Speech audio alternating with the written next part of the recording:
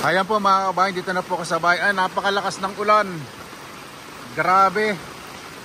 Ito po yung paalis na ang bagyo, parang mas matindi yata ito. Malakas din ang hangin. Naku!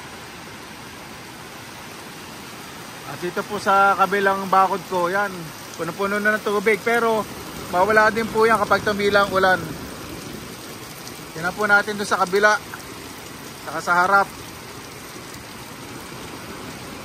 Grabe.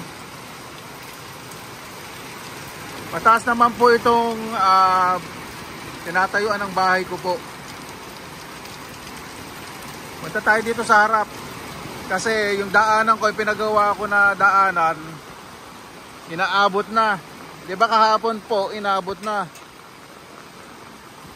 Ngayon, tignan natin. Pataas na naman. So, alam, mas malakas ang ulan ngayon. Kaya yung agos ng patubig, napakabilis. Pakikita ko po sa inyo. Ayan o. Napakabilis po ng agos. Ito po yung patubig. Pumupunta po sa mga bakuran po ng mga kapitbahay ko rin.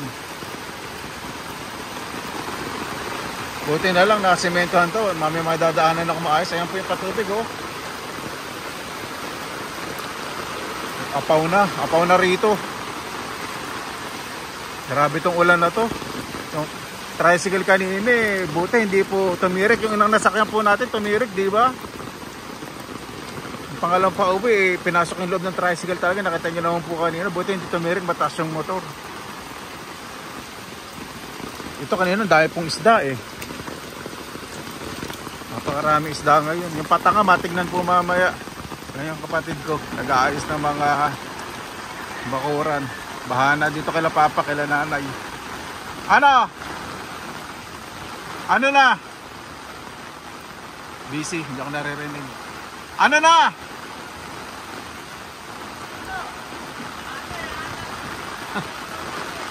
Ayun, ang lakas ng agos doon sa kapitbahay. Yung butas nila, papunta sa patubig. Kaya pala yung mga isda. Ito po, ano po yan, mga sako, tinakpan po dito sa gilid dyan.